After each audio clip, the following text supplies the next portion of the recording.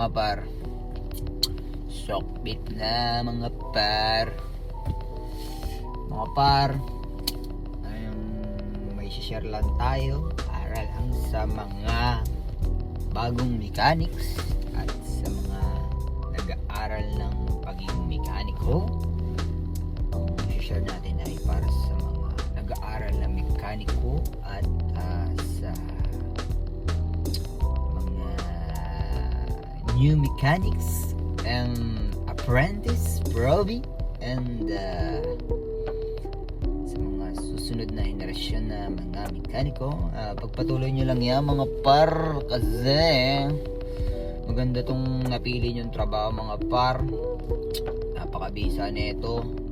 Itong trabaho natin na ito hindi to basta-basta mga par. Kayang bumuhay ng 3 pamilya ito mga par. Yung trabaho natin na ito, yung mechanics.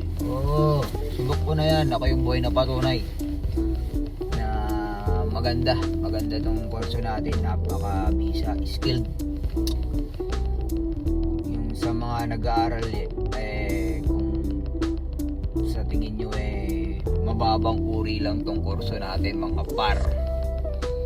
Kasi ganun yan sa college. Yan yung parang pinaka low course, kumbaga pinaka murang material ano ba yan? Matrikula? Puta ka na, nabubulol ako mga par. Yan yung parang pinaka low budget na semester mga par. Sabi sa inyo mga par na hindi to pangit tong kurso na to. Which it's mali mga par. Napakabisa na ito mga par. Kayang bumuhay ng masaganang pamumuhay. Then malalaman mo yan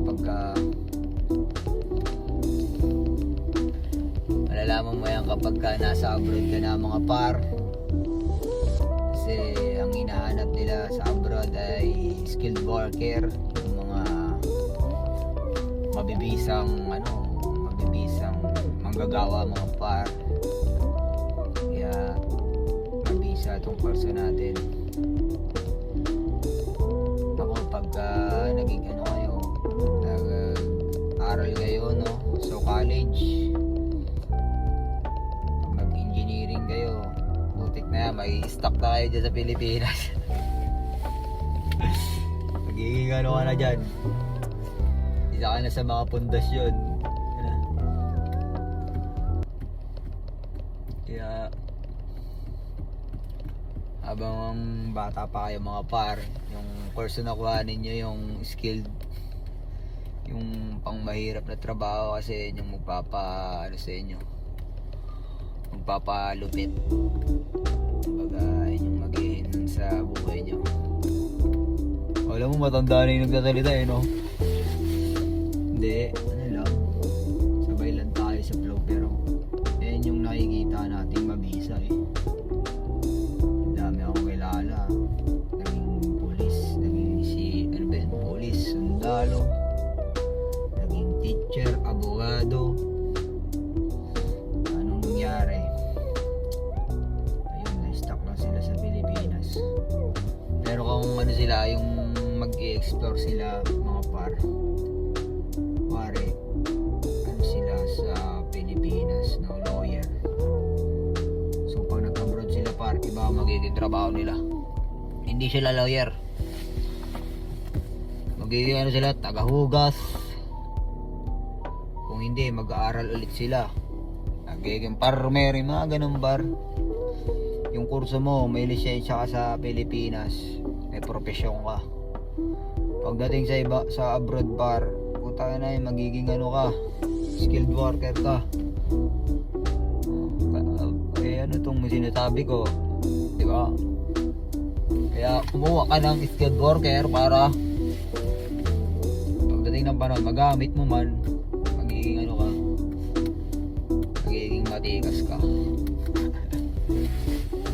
Aba na kwentuhan no?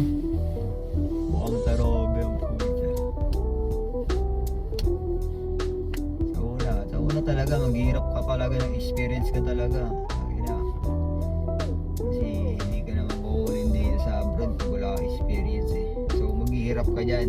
Maghihirap ka muna sa pinagtatrabaho mo ngayon. Then, yung hirap naman na yun, tangina, pagka nakuha mo naman, ang sarap naman na feeling, di ba? Kumbaga, sa akin ganito kwento ko lang sa pagmimekaniko, kumbaga,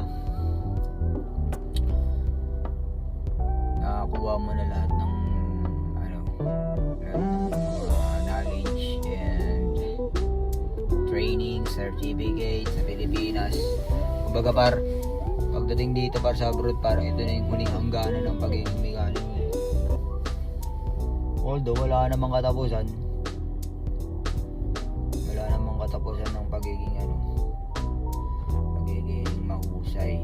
Basta okay yung attitude mo, yung behavior mo okay, yan diretso lang yan basta saan ka magiging masaya, doon ka. Huwag mo pahirapan sarili mo sa buhay. Kung mahirap kasi, mahirap ka na tapos malungkot ka ba, wala na. Ka nyan, stress ka, magkaroon ka pa ng anxiety, ayan, nako, delikado yan. Kaya pag nasa age ka na ng mga 25 pataas, yan, dyan na magbabago yung mindset mo. Kalakasan mo yan, kalakasan natin yan mga 25 years old up, mga kalakasan yan. Halo-halo na yung kwento natin kasi wala ako kakwid-kuwal Then nag-share lang tayo para baka makakuha kayo ng mga tips ba.